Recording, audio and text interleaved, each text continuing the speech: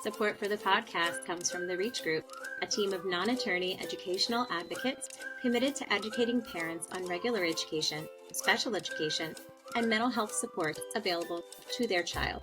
Their goal is to arm families with the information they need to advocate for their children by offering IEP coaching, parenting guidance, assistance with identifying community support organizations, school choice, and transition planning. Through their sliding scale and scholarship program, they aim to ensure no family is left behind in their quest for quality education. Learn more about the Reach Group at thereachgroup.net. Hello, and welcome back to Parenting Stuff I Wish I Knew Sooner, and I Want You to Know Now. I'm your host, Erica Desper, founder of the Center for Confident Parenting, and a mom who seems to learn everything I need to know the hard way. Today, I am joined by Dr. Paul Kesselman, a doctor of psychology who's been working in private practice since seeing individuals, families, and running groups since 2003. Dr. Kesselman works with children as young as 4 years of age and also sees preteens, adolescents, families, young adults, and adults. You've got it all covered.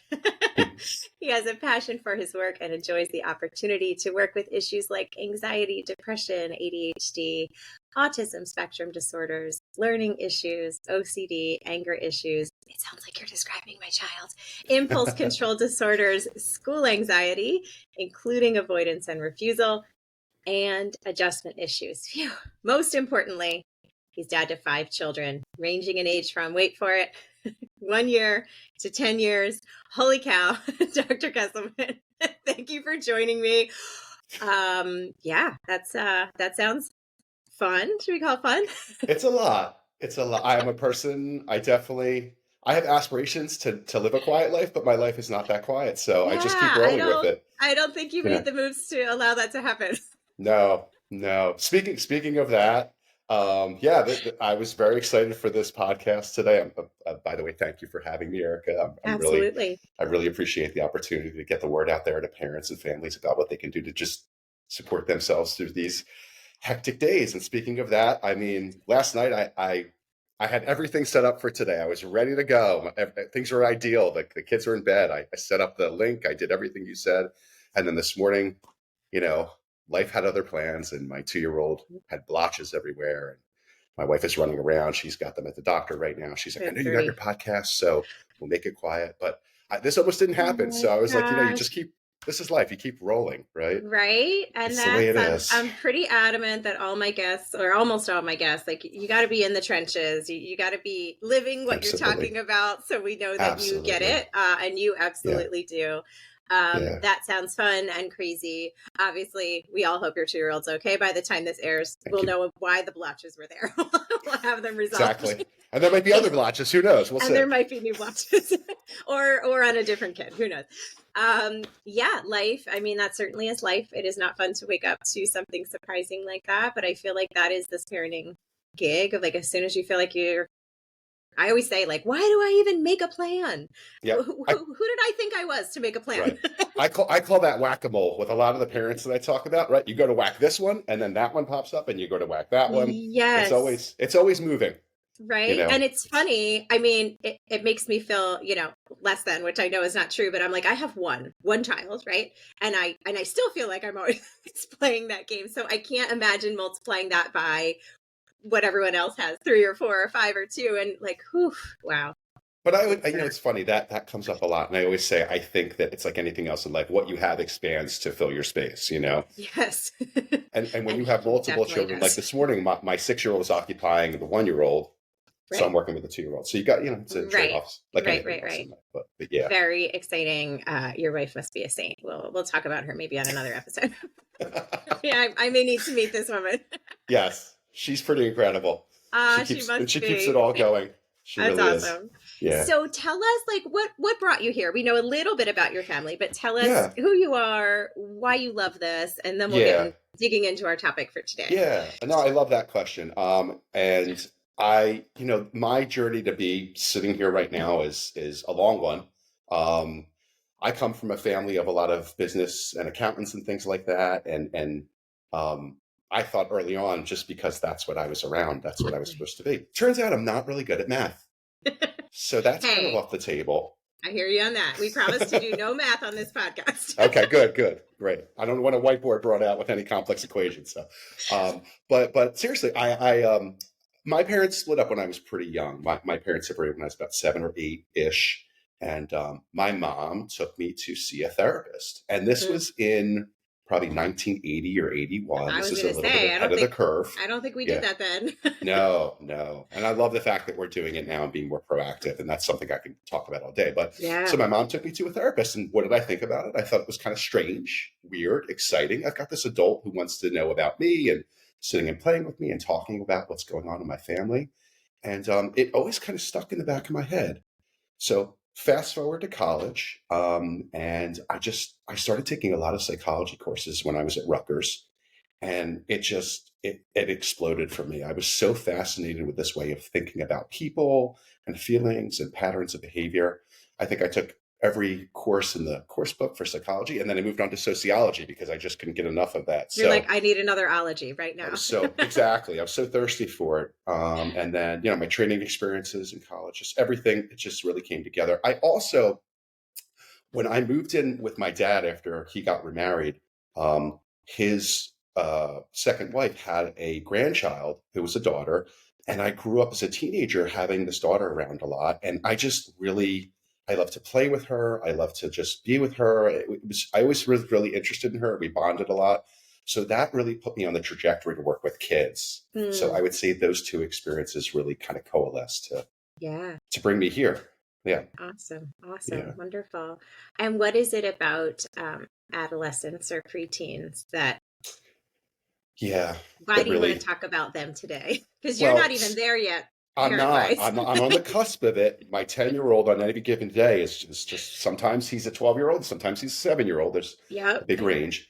But I mean, so first off, it's the age group that I definitely work with the most of any of the age groups I've seen. And I see kids as young as 4, and I see adults too. But the 9 to 12 range is really what I see the most. And I think it's because I connect with those kids. Mm-hmm. There's something really exciting about a child who is cognitively really starting to be more abstract and just see the bigger picture of life, but they really can't fully understand it.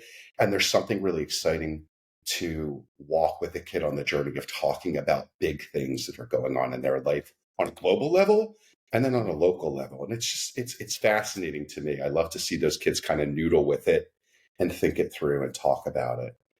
It's fun with the younger kids who are 6, 7 to just kind of see their playfulness and kind of observe them in the raw. And then, of course, you see the teenagers that are going through a lot more of a deeper kind of angst and things like that. These are the kids that are kind of caught right between. Yeah. And I think these days, especially, parents are bringing more of these kids in because they're starting to see the little inklings of anxiety or other things that are just starting to kind of like the fuse is starting to light. And they're starting to see it happen. Right. Well, and a large portion of these kids' lives was the COVID years. Bingo. Right. Yeah. Their first, second, third grade experiences were doing this, right? Right. Mostly this, talking with friends like this, learning this way. So, I think I credit to parents. I think they're doing a great job of identifying earlier and earlier how this can be helpful to their kids and their families and even their extended families. Well, really. And do you find, I'm like thinking as we're talking, I would assume, and I know you're the expert, that a teenager starting therapy for the first time may be a little harder to reach and sort of unravel. But if maybe we're starting as preteens before they hit that, like, I hate everything phase, right. and the attitude phase, Bingo. And they already have a rapport, maybe that's something they can carry then with them into the teen years. So true. So what I see a lot of times is a child might see me. I'm going to give you just a kind of an example. I might see a child, let's say 6 years old, for maybe having separation anxiety, or they're going to school for the first time and it's hard. They're having trouble warming up to the classroom. They see me for a little while. I work with the parents and then we stop. Right. And then, can you still hear me? Yeah. You sound good. Okay, just making sure. So then maybe a few years later, the parent calls me up and they're saying, he's in 3rd grade right now, and we're seeing something else going on. He's having anxiety, in the cafeteria, sitting with people or talking with kids. So they come in and see me for a little while. And then we go to the teenage years. There's something social going on. There's something academic. I really feel like it's nice to establish a foundation and then come back to it later. Yep. It's pretty incredible that way. It creates that rapport, creates the opportunity. I love it when families call me up and they say, I'm not sure if you remember us. And I was like, of course I Of remember course you. I do. I know what your kid wore to session. I know what they were interested in. You know, Right? that That's really, I love awesome. that when kids come back and they have that foundation. It's cool because we just jump right in. It's Yes, like putting on an exactly. old shoe and they're like, oh, this is so comfortable. I just slid right in there. It's not like breaking in Yeah. that new shoe, you Yeah. know? So it's sort So, of the mindset of doing it. oh, sorry, one Uh, sec. I think Siri went on here. oh, yeah, go ahead. Hi, Siri. There we go. Technology. Right? It's cool. We've got blotches. We've got AI. I think I got rid of it. Okay. No Go ahead. problem. It's more being maybe proactive. Not that everyone wants to, pay for a therapist if you don't have any issues, but sort of like, hey, let's not wait for it to be epic. Let's kind of like see how things are going. Yeah. Get a lifeline in place. And then if things do start to get worse, we kind of already are set up with that. Exactly. And I Yeah. think an important thing to just add on to that, you didn't ask it, but I'm going to say it anything because Go for it. I think it's important for the public to know there are sometimes kids that come in and the parent says, I'm not sure if we need to be here. Right. I don't know. I'm just a little concerned. I was talking with my husband. I was talking with my neighbor, my friend, my parent, and we figured, why not? And, maybe after a session, I might say, yeah, I don't think you need to be here, but I'm glad you did. Here are some resources and go and try this. And then I maybe never hear from them again. But I think that's the cool thing about being a parent and at this day and age. I think we've never been more stressed than we've been. It's a lot harder. We're contending with some more, but I think parents are so much more aware to kind of go and get help for all kinds of things, not just therapy, but academic things and other things. It wasn't like that. We were joking in the beginning about, not getting therapy in the 1980s for kids. That was rare. And I think that parents do kind of, to your credit, parents, you go and do those things sooner. And I'd always, my wife's at the doctor right now, just making sure that this isn't a bigger problem than it is. Do we think it's probably nothing? Yeah. But is it better to walk away and say, it's nothing? Yeah. Exactly. So I think that's what parents are doing a lot. And honestly, I mean, our whole healthcare system is so messed up. That's a whole nother episode. But exactly. None of us should really need to get through life without being able to process with an outside party. Like all the things that are happening on a daily basis. So then when you throw like maybe impending changing hormones in and, all that stuff, like, of course, we would need to sort of talk through things, even if nothing's truly wrong. Right. There's nothing wrong with primary prevention. It doesn't need to be after the fact. Exactly. And I tell a lot of parents when they end up in my office for the first time and the kids are much older, some of the behaviors and other problems that become secondary are more solidified. They're harder to break. Right. So we might spend more time in counseling if a child is coming in later versus if they came a little sooner, we might just do a few and they're good to go. And I've heard that echoed from so many guests that we've had on the podcast, whether it's PT or OT or whatever, like the earliest you can intervene, the more easily the interventions will work, the less time you'll spend on the process. So good to know that is true for mental health as well. Okay, so often on this show, we talk about the little ones, but today we are focusing on the preteens. And one thing that can become very challenging for parents, kids, and families in the preteen years, and I would say more challenging in the teen years, but it starts at preteen, is keeping dialogue going, keeping the lines of communication open. So before we even get to how to do that, can you just tell us, like, what do parents need to know about the changing brain, the changing hormones in the body, whatever it is that makes this, I think we're saying 9 to 12 age range, difficult to have the dialogue that you maybe had before? Great question. And it's a really important question. The more information we have as parents, the better. And the more we can stay within ourselves on how to handle the dialogue. Right. So one thing that you just hit on, you said it before in passing, the hormones, I think, so I'm 50. I tend to think of, old school, kids' hormones aren't changing until 13, 14, 15, 16. No, not anymore. They're starting to change earlier and earlier. Those things are happening. So it isn't uncommon for some 9 or 10 or 11-year-olds to really, go through these growth spurts and see that they're growing out of their clothes. Something we put on yesterday is now, 2 inches too short. And, around these ages, we do tend to see the girls being a lot taller than the boys on average. That seems to be consistent over time. That was like it when I was a kid too. But we are seeing a lot of these bodily changes happening. No, okay.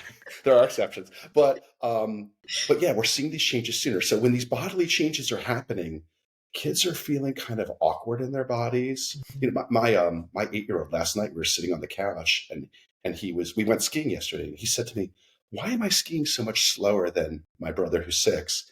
And I said, "Great, that's a great question." I said, I think it's because you've grown so much in a short time. Your brain and your body are kind of out of sync. They're not really together. And when they catch up, it's going to feel a little bit more, it's going to feel easier for you. And he Right. kind of liked that answer, which I'm glad, because I wasn't sure Right. how he Good was going one. to take that. So it's a good one from me. He understood. I didn't make it too abstract for I him. got that on the spot.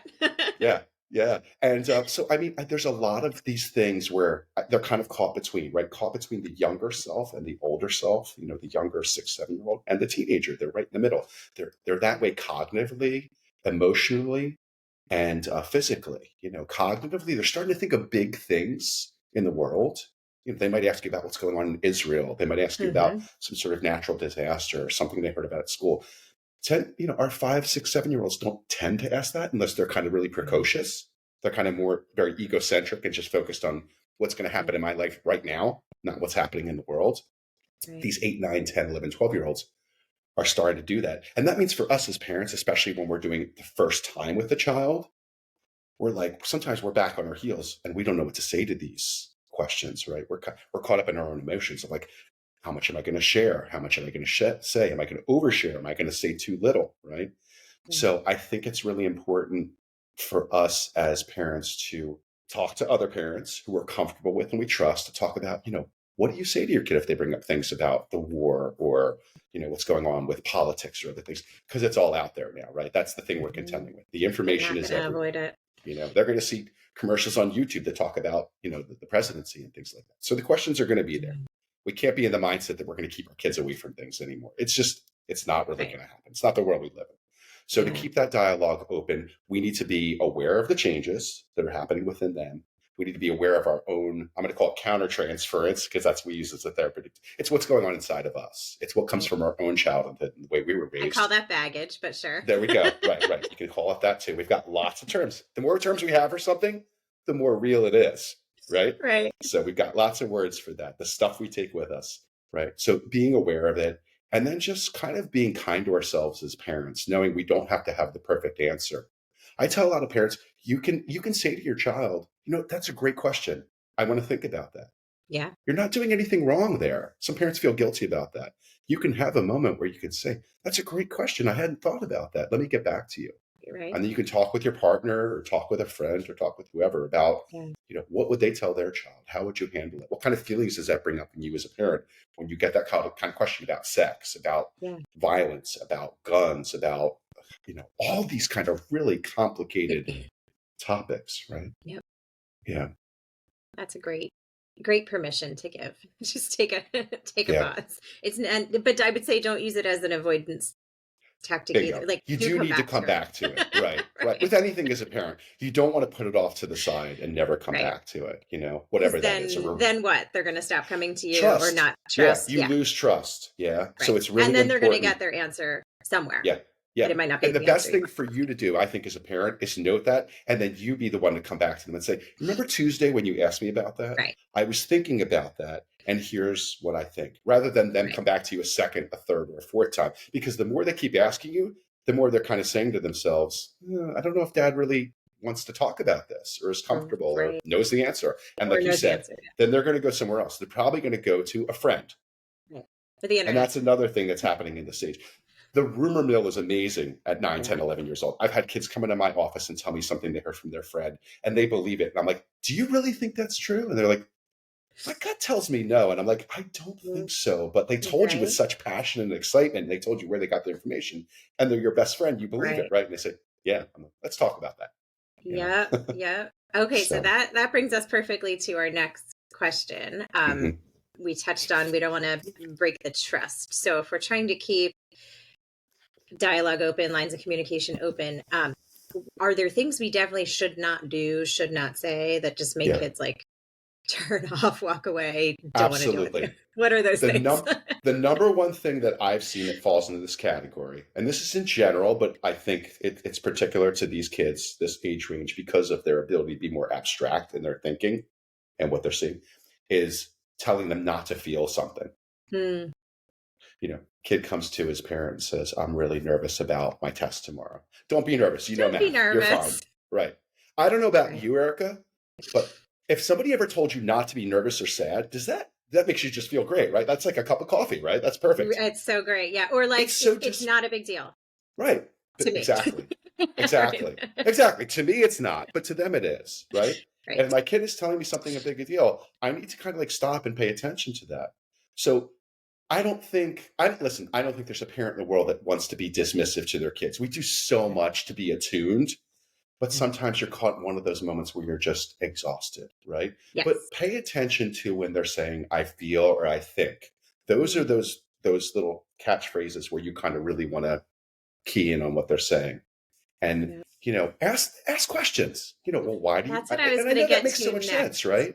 Ask questions. Right. Well, why do you feel nervous about your math test? What's telling you that you need to be nervous? And what can you do about that? Kids feel a lot better when they're allowed the space to talk about what they feel versus told not to feel those things. Right. And you don't need to be a psychologist to know that. I think we Right. just lose track of that sometimes because we get those questions from 9 to 12-year-olds all day long. Oh, They yeah. get in the car And what right I after loved school. about the scenario you gave was he told you this rumor mill thing. I think it was he. And you didn't instantly go, what anything you could have said. That's not true. Let's look it up. Let's consider the source. All you did was sort of put it back. Like, I forget what you said. Do you think? Yeah. What do you think of that? Yeah. Which gave him like space to go, yeah, that does sound kind of weird. Exactly. Because we want that. Yeah. Because listen, these kids are moving more in the direction of independence. That's kind of the developmental stage that they're in. But they're also kind of retreating back into your arms a little bit. So it's a funny time. You could have a 9-year-old that one day wants to sit in your lap and hug you like your 4-year-old, and you just eat that up, right? And then the next day they're coming to you and they're saying, I want to practice baseball. I want to be a baseball player when I grow up. Dad, can you take me out for 3 hours tomorrow and play? And you're like, he's not going to want to do 3 hours. And then 3 hours later, you're out there like, oh my God, I can't believe we're out here 3 hours in 33-degree weather still doing this. So there's a real switch that's happening. And you need to kind of be a little bit ready for that, someday emotionally and mentally, psychologically, they're going to be 7 and some days they're going to be like they're 15. That's a lot for a parent. I mean, I use this phrase lovingly, not clinically, obviously, but like it's like a version of bipolar. Like you don't know who you're going to get. It's a good at any analogy given time to use. Yeah. And it can make parents feel like a little crazy, again, using that word lovingly. Right. Yeah, like, exactly. Am I doing something inconsistently? Or you're not doing something inconsistent. This is what's going on in your child. You're responding to it, and your response is key, right? What your response is. And I think it's... Go ahead. I think it's helpful for parents to know that when they see that, it almost always means, I think, that their kid is in some sort of cognitive leap. Like when you're seeing the back and forth, it's because they're about to spring forward, but they're stuck in between, like you said. Exactly. Yeah. And sometimes there's a regression right before there's an advancement, right? Sometimes that we see that a lot, especially with toddlers. Being a parent of now my 5th child, I have a lot of experience to say. You have it figured out now. It's a luxury too, right? I'm getting there, but it's a luxury to say like, oh yeah, I remember this. I remember there was regression right before advancement. It's kind of like the closer we get to a goal, sometimes we duck our head down because it's kind of anxiety provoking, right? To get right to what we were been driving at. But the other thing I was going to say too, and this is so important, as I remind myself of this all the time. We're going to make mistakes. We're going to say the wrong things. The beauty of being in a relationship with anybody, whether it be your partner or your child, you always have an opportunity to come back authentically and say, hey, you know what I said yesterday? You know what that answer I gave you about such and such? I don't think that was the right answer. And your child, when you say that, especially at this age, they will lock in on you. The iPad will disappear, the TV, all the other background noise, because you're acknowledging in an authentic way that you were wrong about something. How often do parents say that they were wrong?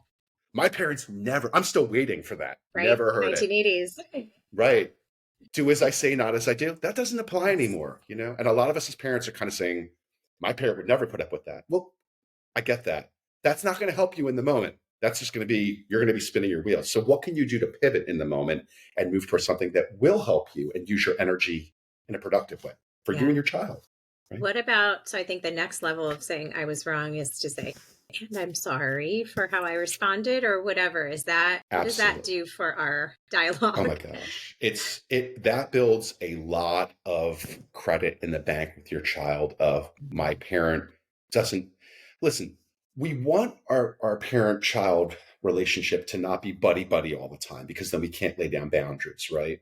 But there is an important aspect to sometimes coming to their eye level. I actually get down on the floor sometimes with my little kids. A lot of I hope times I so. I do think you're a big guy. to get, yeah, I am, right. So I don't want to be threatening either. Um, it's funny too. A lot of people come to my office and are like, "You're so big. My child was afraid of you at first," and then they're like, "You're a teddy bear." I'm like, "Yeah, I'm totally but I'm a big guy."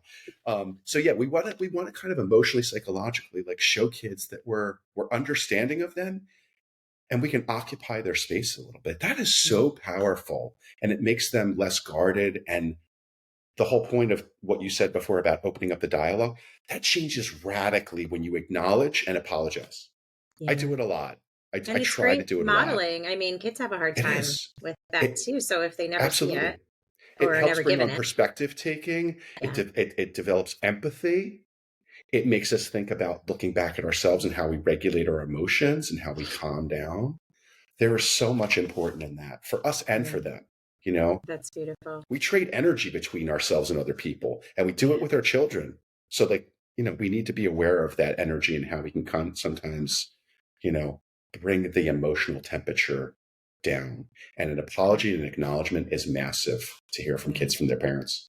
Yeah. You know, And I think it's important for parents to know too, if you have done something that you aren't super thrilled with in hindsight, and correct me if I'm wrong, as the expert, the repair ends up outweighing whatever, like the if we're behavior. worried, like I harmed my child or Uh, our relationship or whatever, yeah. like the Yes. repair is the important part, right?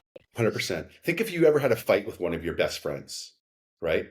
In the end, when you have the really good conversation, do you talk about the stupid thing that happened? Because most Yeah. of it's stupid, right? It's some Right. misunderstanding. Yeah. Oh, you didn't invite me to this, or you didn't think about that, or, Yeah. you weren't listening.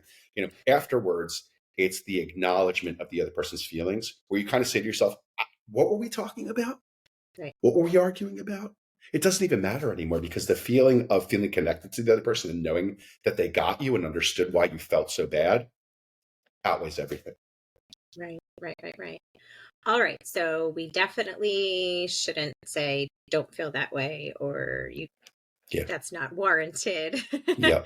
um, Yeah. so can we give a specific example of a situation where maybe the parent goes, not the ideal route and the dialogue breaks down, and then maybe we'll reframe it? You might have an example. I was going to say, well, obviously my son's a tad older, but obviously our struggles come from screens. A lot of struggles are Mhm. on screens. So, we'll give you a Yeah. fair time to be on your phone. We'll set a visual timer. We'll give you a heads up.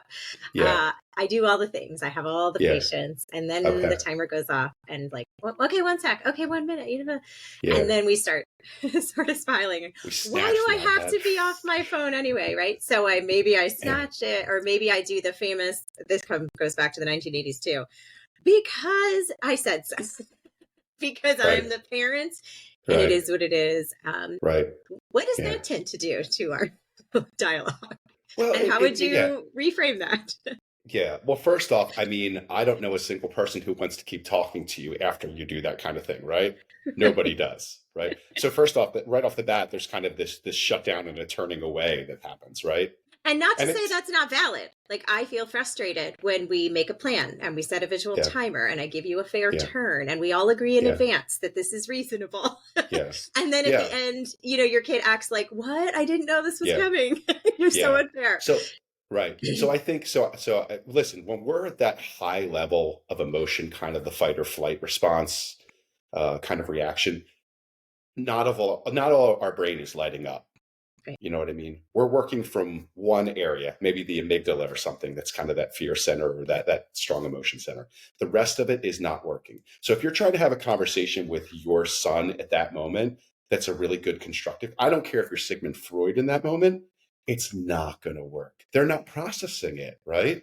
You're asking them to do complex calculus when they just ran out of the way of a car coming at them. That's the last thing in the world they're looking to do. They need to breathe. They need to reset. So what I tell a lot of parents is, you come back later, you sit down with them, you remove all the technology and all the background noise. If you can, I mean, not Right. every parent has that luxury, but as best you can, right? You kind of sit down and you acknowledge that didn't work out for us earlier. You can use that language too, versus you messed up, right? You messed up is going to go right back into that spiral. So we want to say Right.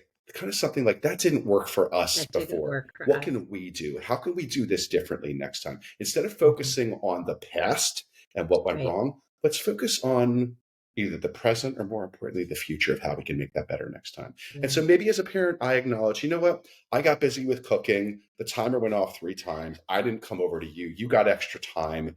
I should have paid more attention. But also, we did talk about the timer being something that helped you. So, like, how can we work this out better? How can we kind of refine this process a little bit?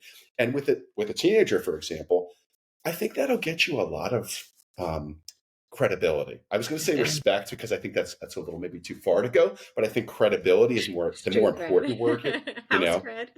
yeah, Yeah, I mean, there's so much good yeah, happening in there, and that is, of course, what I always aspire to. It's a work in right, progress. Um, I think it's the modeling of coming back to it, not avoiding, not yeah, going crazy in the moment, but we are coming back to it. It's the framing of it as like we're on the same side of this problem. That didn't yeah, work for either of us, so yeah, we don't want to repeat it. Um, and it's like, what ideas do you have? Which yeah. we forget as parents that like sometimes our kids have really good ideas. They do. They do. Sometimes they And surprise and us. even Yeah, if they don't, like the value, the cred that you get from saying, what ideas do you have? Here's some that I have. yeah, It's yeah, just so valuable. I've yeah. definitely seen that myself. And another thing too is, I mean, these things are about boundaries, right?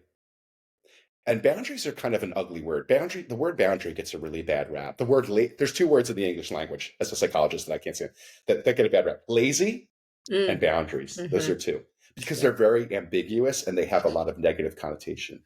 So the word boundary, I mean, when you're setting a boundary with your child, you're showing them that you respect them and you care about them, that you love them, right?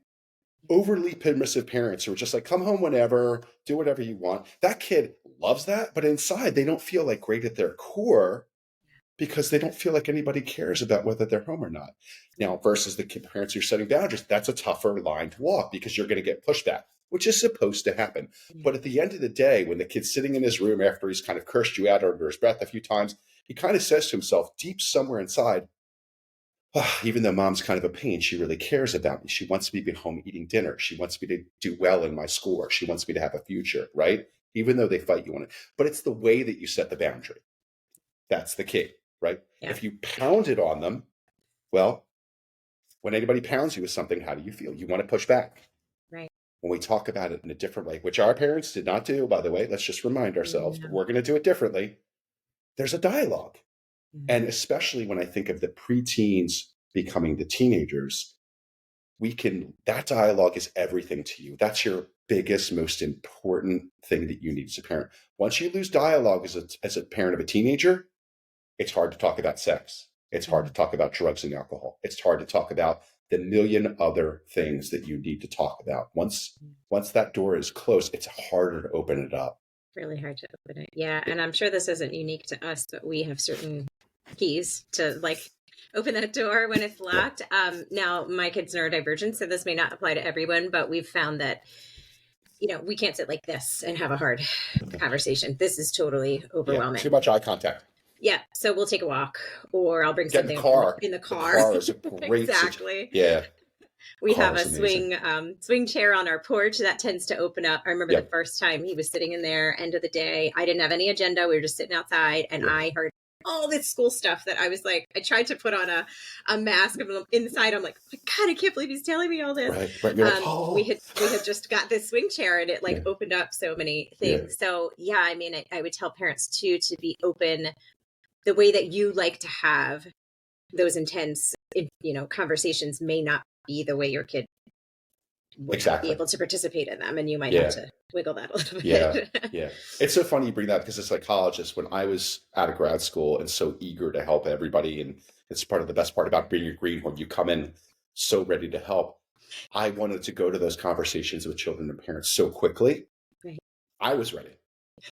They weren't. They weren't I ready. needed to be sensitive to that. Sometimes I just need to build that rapport or have some sort of thing that seemed like wasn't going to open the door, but it did naturally, organically, you know? So my one son, we were talking about the movie Wonka the other day, and he says, why does Willy Wonka why are his pants ripped and his jacket so torn?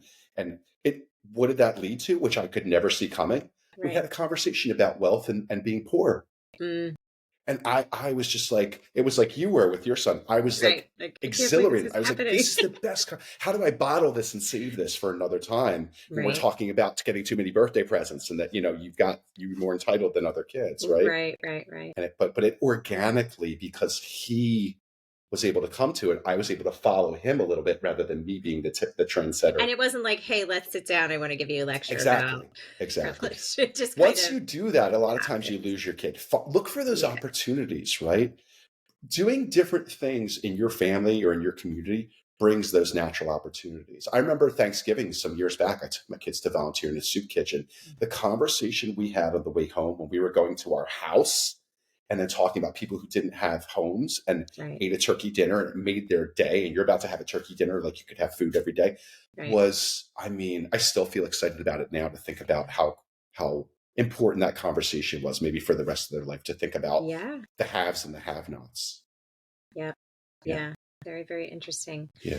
So screens, not to beat a dead horse, that's obviously a challenge. I mean, just across the board. I have often said, and I'll say it again, on some level, I wish I could have had the opportunity to raise my kid back then, although there were negatives to that too, like we've touched on, but you just had so much more control over what they were exposed to and what they were taking in, and the pace was slower, and I do miss that a little bit, but that is not our reality.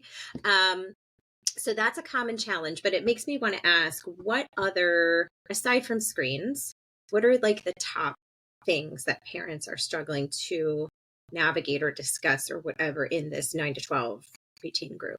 Yeah, I think the academic pressures are huge. I think that's a really big one. I see kids coming in at 10, 11 years old sometimes who are sort of obsessive about their work and feel like they have to be perfect. And to the parents' credit, maybe they've had incredible achievement. You know, lots of parents who went to Ivy League schools or have tremendous jobs in this area, which, listen, we want to be able to give our kids everything that they need, right? What a privilege to be able, I thank goodness every day that I can provide for my kids the way that it was difficult. It's difficult for my parents to do for me. So I feel great about that. But there's a lot of pressure that these kids are putting on themselves. And I think also, especially where we live in the Northeast part of this country, it's very busy. There's tons of activity. There's tons of focus on getting stuff done, about checking every box. I think it's really important sometimes for just parents to kind of sit and be and not have things to be overscheduled. So I think that pull it out, putting this stuff in a box, taking a break from it for the day.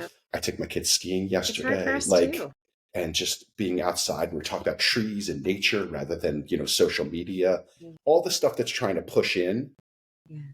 It's hard to push it out, but I think we can divert and do other things that kind of, can give us, our whole family, an opportunity for a break and just be in the moment. Rather than what's next. What are we doing now? What is on the schedule tomorrow? I think we just need to slow down and pump the brakes a little bit. And it's never been hard to do it, I looked at my kid's iPad the other day. I was like, I cursed the day that I ever gave them this thing, but throwing it out right now is not the answer. They're going to go find something else. They're going to go listen. They're going to look over the kids, neighborhood's shoulder watching the iPad. So what's the difference? So I need to work within what I got, right? And I need to figure out how to kind of work from that and keep the dialogue open with my kids, Now, what if a parent is listening or a caregiver and they're like, yeah, this all sounds awesome, but we're so far beyond that. Yeah. Yeah. Is it ever, we know we talked about the repair being possible and important, but would a parent be right to say we've just gone so far off the rails? I don't know if maybe this is irreparable. I'd like to think not. I'd like to think there's always something you can kind of tap into. And I hope at that point that if a parent does feel like that, they're going to get some help in That's some what I way, would shape, or say is form. like I mean, it that's might be irreparable for you two to get through, but right. that's why we have people like you. Right, right. And sometimes, when everybody just comes in and they're throwing their hands up and they're kind of like, whatever you're about to say to me, I've tried it all. Yes. I literally, here's my list, Yes, boom, and right. it like goes down to the floor, right? The scroll. Exactly, right. It curls up. It's like, oh, let me gather this up a little bit so I can show you points 75 through 7,000. You know, that's where sometimes we need to just step back from all the what's already happened, and sometimes family counseling is a really sometimes kids really need the place to just kind of like just vent and talk about like how hard it is, and the family kind of almost needs to mourn the place that they're in. Sometimes just by doing that alone, it's kind of like, this is where we are and nobody likes it. At least everybody's acknowledging that they feel that way rather than fighting about differences of opinion. Right. Well, You and you know? mentioned perspective taking earlier, and that's highly on my radar these days. Again, because with neurodivergence, there's even more of a lack of perspective taking with those kiddos than you would get just age wise. Yeah. And I think that's probably at the root of most of our family drama. Yeah.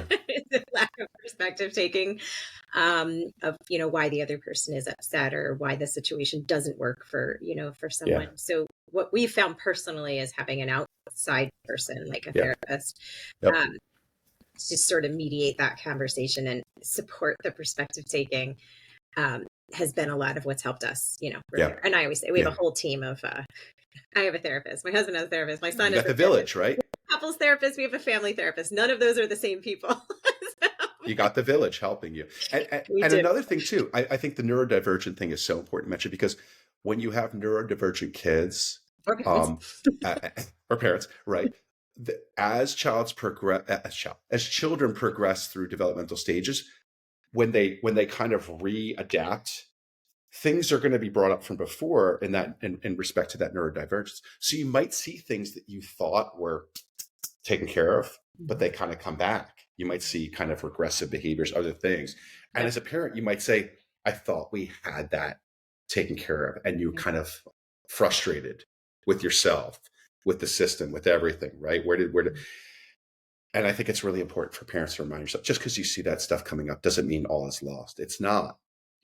We all kind of, when we start from the beginning of something again, we kind of pull on old habits, old coping mechanisms, old things. That's a natural human tendency for all of us. We kind of go back to that primal place. So just remember that if you see something from when they were 6, when they're 14 right now, it doesn't mean everything's out the window. Right. Right. Yeah. And then one more thing I didn't prep you for, social skills. What's going on with preteens with their social? Why there's so many social skills groups? Why do we need so much help in this area? What do parents need to know about that? I don't want to blame the screens and social media for everything, or TikTok, but just to name one. But you're getting very strong snippets of info. These kids are being exposed to really strong information that they can't fully process. I remember the sitcoms from when I was a kid that had snarky kind of comments from the child to the parent. And we would test waters with that a little bit with our parent. We would say something and the parent would be like, are you kidding me? You're talking to me like that? And it's like, and they were like, no, I will never literally do that again. Right. But I think that we're seeing a lot of younger kids pick up things earlier that their brains are just not ready socially to deal with. Why are parents are always portrayed as like idiot, lame? Yeah. We don't need that help from cartoons and social media. We really don't. We hear enough of it on our own. But like you said before, Erica, also COVID, being on screens, like listen, the energy is different when we're in the same space as people. Yes. I really believe in energy being exchanged. Yes, it stops at the screen, right? Yeah. So the necessary things that I need to learn about the nonverbal and verbal stuff that goes together is really complicated by being on iPads and screens. We don't get it the same. It doesn't translate. We didn't sit in caves way back as primitive folks communicating from around a wall. We sat face to face around a campfire. I know it sounds kind of hokey, but it's true, right? Why would we think that this is the best way to communicate now? It's not. But a lot of our kids over the past few years, because of COVID and even the increase of screens and gaming online and all that kind of stuff. Yeah. And that's the way That's the way they think is the best way. Or they think they can Google how to look up how to talk to somebody or how to ask somebody out on a date. No, you can't. Nothing substance. Social interaction, you can't look up. It has to be experiential, and you have to do the wrong things and learn the right things. And also, us as parents, if I'm looking at if my kid's talking to me and I'm looking at this, I'm role modeling right off the bat divided attention rather than focused attention. Yeah. How is that going to help my child learn to talk to other people and communicate effectively? It's not. The social interaction is a dying art form. The subtlety, the English language and other languages have subtleties. They have mannerisms. They have gestures. If you're missing 70% of that, it's like trying to take a math test and you only have part of the equation. Would you want to take that math test? I wouldn't want to do it. Yeah, I don't think we're talking enough about that. Nope. We'll do another one on that topic. That's all really helpful. I think we always have to come. It's so hard as a parent to not be in your 40-year-old brain or your 50-year-old brain, whatever it is. Yeah. I'm only slightly younger than you, and just put yourself in in there. So whether they're 2 or 12 or whatever, like they're reacting to the situation from where their brain and their body are right then. Exactly. And as a 46-year-old or whatever I am, it can be hard for me to put myself, back in that place, but it is definitely helpful. So let's do a shift. That was all great. Let's take your clinician hat off. Put only your dad hat on. What are you finding most challenging about parenting your brood right now? All right, let me take my scroll out. Because man, I know from other guests, just because you know everything you know, that it doesn't necessarily make all this easier in the moment when it's your kid, your emotions and all that, right? How many hours do we have left for this, by the way? I just want to know that right off the bat. Not even one full one. Okay. Oh man, there's so many things. My wife and I shake our heads a lot of days and look at each other and say, we're moving at too fast of a clip. We need to slow down. We need to put the oxygen masks on ourselves. I had a conversation with her the other night. I said, it's nice to see you sometime. We're just we're passing each other. We're running. It feels like everything is logistics, handing the baton back and forth. Yeah. So the first thing I'm going to say is I think it's so important for parents to make time for themselves and the relationship. And I think from an important aspect of kids seeing this, it's important for kids to see their parents making time for themselves as a couple. Yeah. Because we don't do that. Listen, our children are our priority. We all know that. Nobody's going to dispute that, right? But I know sometimes it's not about the quantity of what you can give to your child. It's the quality. Mm-hmm. And if you're tapped out, you can't get blood from a stone, right? So it's really important that you take care of your marriage. You have your extended family, if you have relationships with them, and that's healthy and everything, for them to be involved. You need friends. I'm so lucky in my neighborhood. I'm looking outside my door. Like, we have a lot of other parents who, sometimes a parent will say on our group chat from the neighborhood, I'm really busy today. I have to do some work stuff. Can anybody help me out? And a lot of parents are ashamed to do that. They feel like someone will judge them and say, like, oh, wow, you're really a lame parent, or what's wrong with you that you can't handle your kids? No, I'm all about the community. So we reach out to each other. It so is. It's not a cliche. We need it. And I know we're afraid of the shame or the judgment, but I mean, I live my life. I'm just really open, and not everybody is, but I think there's a certain portion of us that needs to just extend help to what we have around us. And I feel very lucky that I have, my wife's family that's close by, and my family not as everybody well. has that. Yeah, utilize what you have. Yeah. Well, and realize that by taking care of the marriage, because we both come from broken homes, or whatever the new school phrase is. I'm an 80s kid. By taking care of the marriage, you are taking care of the kids. Exactly. Right. I mean, that is maintained, which is like the first thing to go when life gets busy. The kids become the priority. But then you can look across the couch or the room one day and be like, we're like roommates. Yep. We're ships passing in the night. Exactly. There's nothing. We're not us without all of this. Exactly. It's messy. Exactly. Right. And if it goes too far, it's hard. Sometimes it's hard to get it back. Right. And when you're empty nester someday, and for me right now with a 1-year-old and 4 kids behind, that's impossible to picture. That is but really it's going to happen. It's going to happen like that. Yeah. And I want that partner to be someone that I look at afterwards and say, like, I want to spend time with you. Let's do things. Let's, not who are you, and let's get to know each other again. Right. But sometimes that's the case. And it's not Yeah. like you can't do that. You can, but sometimes we turn off that switch because we're so focused on the kids. So leave some space for yourself, exercise, do things together, do things separately too. It's important to Yeah. have both of those Oh, things, yeah. so take care of yourselves, put those oxygen masks on yourselves. Yep. Mhm. The other thing I would say is, try and take some stuff off the table too, logistically. I'm laughing because every spring the sports schedules come out, and my wife and I promise each other in the winter that when the spring comes, Yeah. we're going to only have the kids commit to one sport each. Right. Guess what? We registered for 3 sports each, Oh my goodness. And I know when I'm saying this, other parents are probably nodding their heads and Right. like, I did the same thing. How did that happen? We tend to repeat what we do from the past when it comes Right. to this stuff. Try to be more mindful Well, there's a about that. precedent set. It's hard to back out from that. Right. So, but you won't damage your kid if you say we're only going to pick 1 or 2 sports, not 17. Yeah, right. Exactly. Exactly. So try that. Loving limits. Boundaries and limits, right? Yeah. Important for you, important for them. Well, it's good to know that it's a work in progress for you guys. It is. And the other thing, I know this is going to sound like Norman Rockwell-ish a little bit. It's really important. Have dinner together. Have a meal together. A meal together, yeah. Sit face to parents face. will say, like, dinner doesn't work. I'm like, fine, do breakfast, whatever. Yeah, we're grabbing stuff in the car. We're throwing stuff into our mouths. It's not just about what we're putting into our bodies, which I think has never been more important than it is now, about nutrition and things like that, and sleep, and I can get all about that. But it's all about the opportunities that meals create, opportunities to sit down.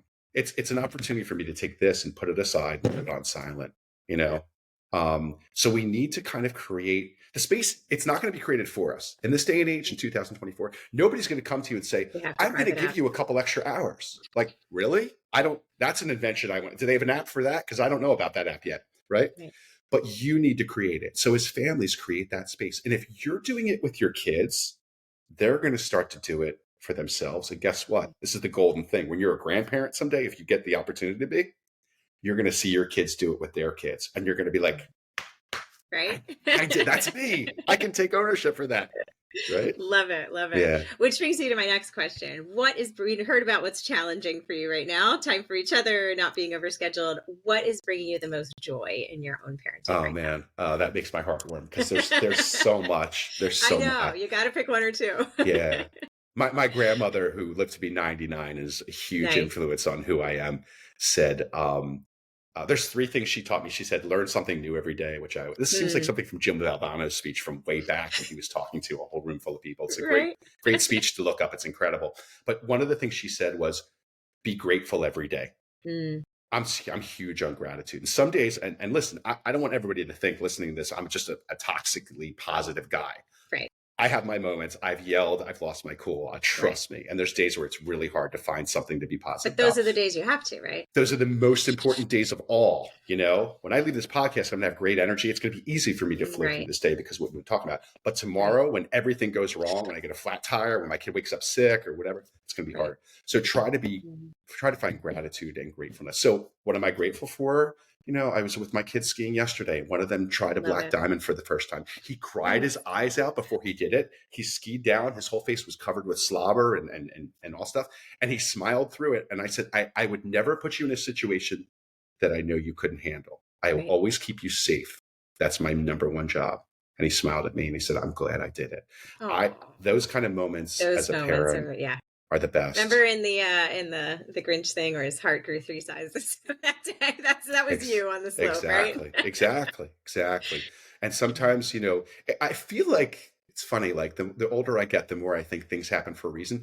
I feel like, and I think as parents we'll all be able to recall these situations. I feel like on the hardest days, sometimes our kids do this little something sometimes, and we just look at them and we're like, oh man, I'm so thankful for you. Like, thank you for that gift you just gave me. They hand us something. They do something little to take care of us.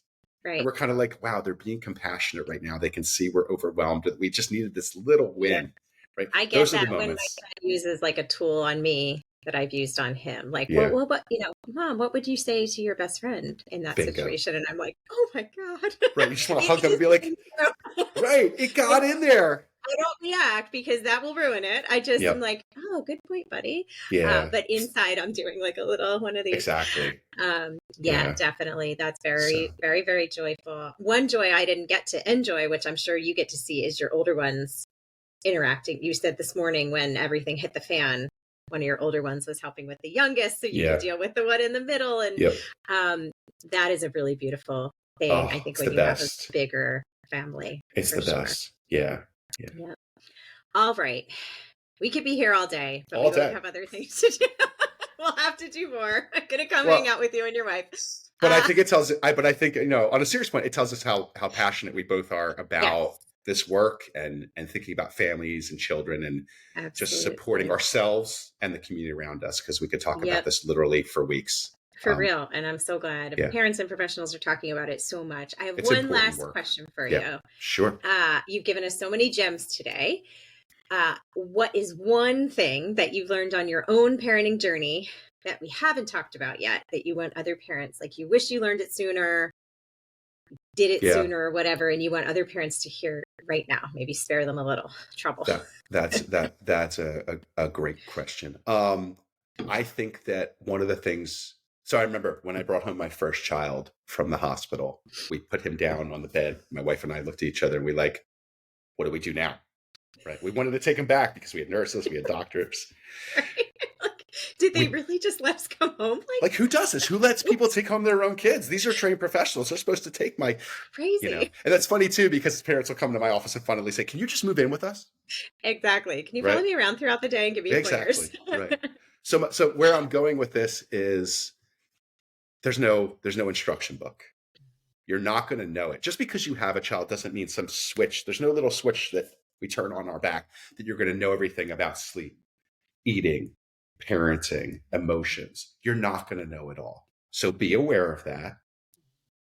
Don't be so hard on yourself when you make mistakes, and understand that this is a process.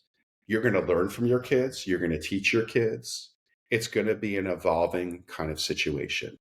Don't bring a parenting, because I'm my own worst critic. I think most of us are. And I expected, and I'm a psychologist, right? So I expected I should know everything. I should be able to do everything. I just don't have that perfectionistic mindset about parenting. It's better to be aware of what we need to work on and understand, rather than believe that we should know it and then be blind to our blind spots. So good. So good. I want to sit with that a little bit. Everyone go sit with that a little bit. Yeah, right. Me too. I got to remind myself. Yes, you're right. We're going to get through this day really well.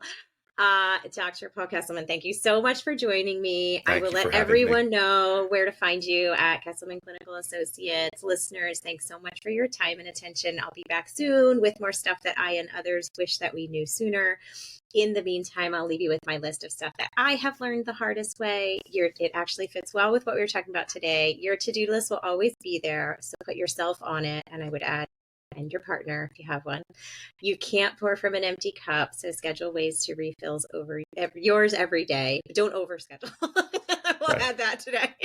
And of course, there is no way to be a perfect parent, so don't make that the bar that you're striving for. There are countless ways to be a really good one, and everything you told us today will help. So thank you so much for helping us understand how to keep dialogue open with our preteens, and we'll be back soon with more. Thanks, everybody. Thank you.